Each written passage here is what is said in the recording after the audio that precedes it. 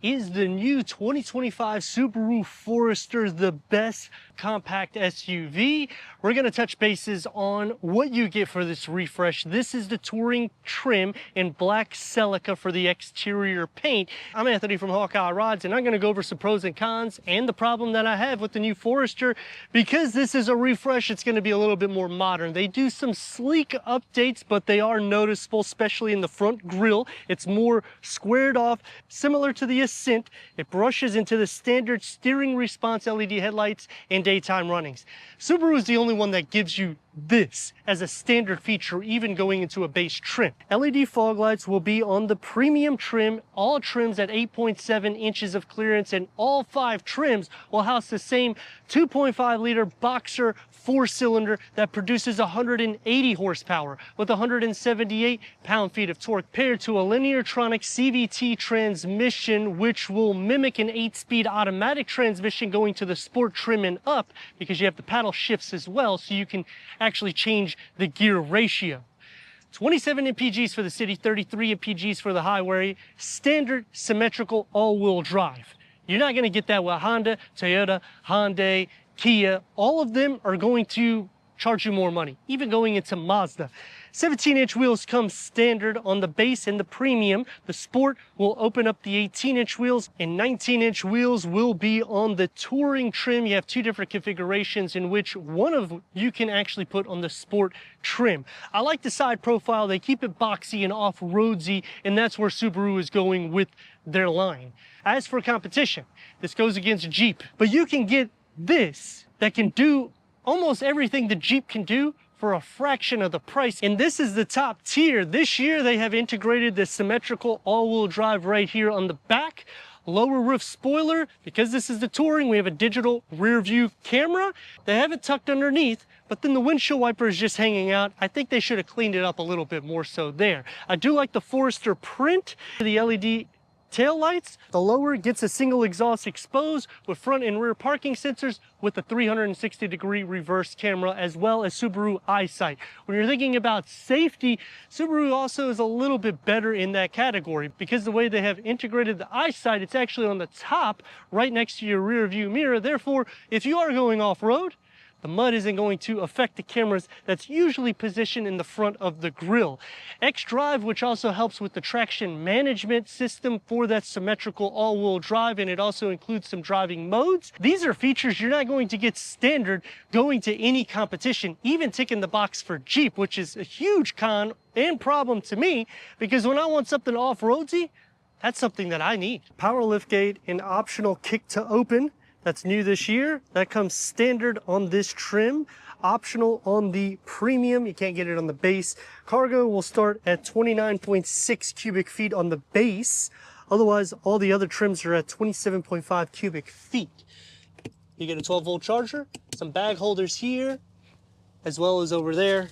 And underneath the floor, you have some storage, and there is a spare tire underneath there. The nice thing about the Forester, split fold the rear bench in the back at a 60-40 split, maxing cargo to 74.4 cubic feet on the base.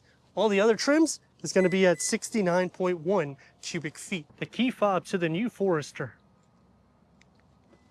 10-way power seat adjustment starts on the premium trim. Heated seats as well. Ventilated is only on the touring. Leather seats is on the touring and limited trim. StarTech water repellent is only on the sport trim.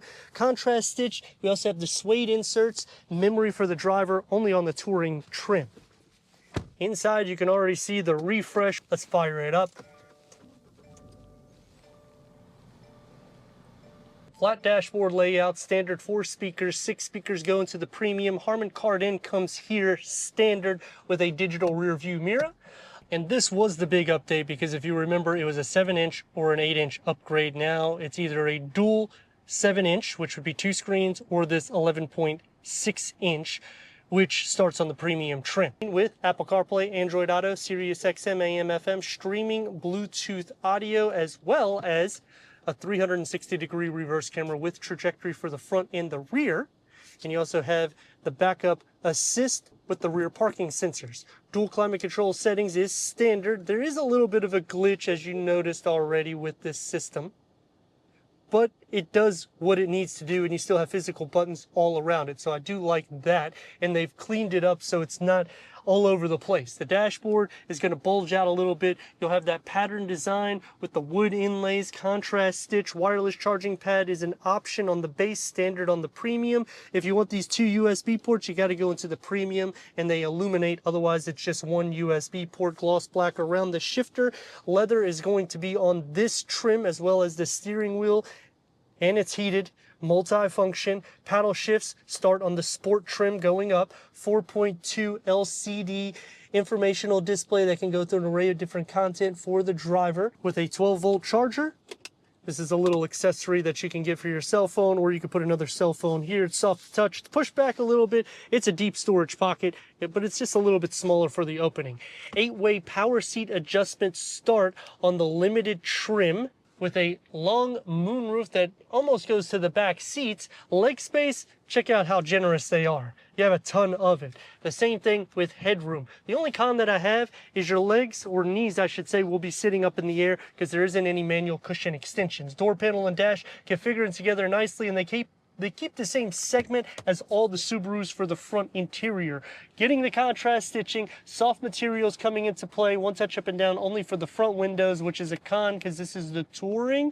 I would like to see it in the back as well with a medium-sized storage pocket. For the back seat, this is the opening that you have to fit 2 more with cup holders and armrests.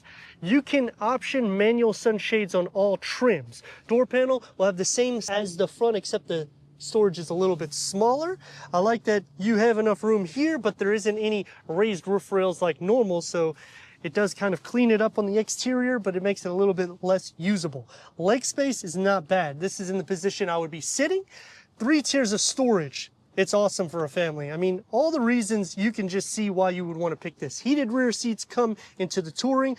2 USB ports. You don't get that on the base trim. Lift this up. Check out the headroom. Sliding into the center, the floor isn't completely flat, the rails are not pushed up enough. But leg and shoulder space is not too much of an issue, and the same thing with headroom, so it can fit 3 adults my dimensions, and I'm not 6'3". LED interior lights, unfortunately, this is a package. Let me know what you think about that. I think it should be standard. 8.7 inches of ground clearance, which is what Subaru is known for. 180 horsepower with 178 pound-feet of torque, paired to the Lineartronic CVT transmission. The Subaru eyesight, you can see, is already telling me off because it reads what I am doing as a driver. So if I look left to right and I don't look back quick enough, it will tell me you need to stay alert. I like the safety systems that they have implemented in this. And when you go sporting up, we got the Touring. This is going to mimic an 8-speed automatic transmission. Let's see how it looks.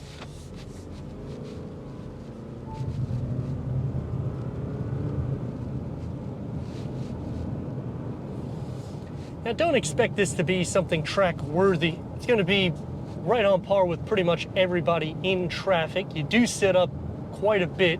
I do like how visible everything is. The front windscreen is huge, and there isn't really any blind spot because we have the digital rear view mirror, which gives you about 180 degrees sight in the back. Plus you got blind spot monitoring, lane keep assist, lane steer assist, steering assist, adaptive cruise control, frontal collision. The list just goes on, but that's gonna take me to some pros and cons. Starting off with the pros is the refresh was well needed, and it's not so much over the top. So what I mean by that is if you have them side by side, you will tell a difference. But if you didn't know the 24 from the 25, it's very light changes to the front aesthetics. Now the interior, night and day difference. You're going from a 7 or 8 inch screen, which now we have the 11.6 inch. It's still not standard. You'll have the dual stacked 7-inch screen configuration, but the actual dashboard itself is a lot more cleaned up, the center cluster, and it's going to mimic a lot of the Subaru line, which is what they are doing. Now in the cons, you actually have less horsepower than the Crosstrek, and this weighs around 300 pounds more than that. I mean, let me know your thoughts about that one. No longer raised roof rails either, so the aesthetics look better, but they're not as practical as the prior, and you have to go into the sport trim in order for it to mimic the 8-speed automatic transmission. Come on, Subaru. you need to fix these things. Some other cons is I don't like that we don't have any manual cushion extensions because this is a longer vehicle than the Crosstrek. Turn radius at more or less a stop point is about 2 lanes. Let's rock and roll. I mean, it's not meant for that. It's meant for the everyday drive and to do some off-road capability. Taking me back to the question at the beginning, is it better with the refresh? I like that we're getting the upgrades in the technology, the styling. Is it better than the competition for the price? If you're looking for something that's off-road, it's a smooth drive. These are 19-inch wheels. It ticks the box for that.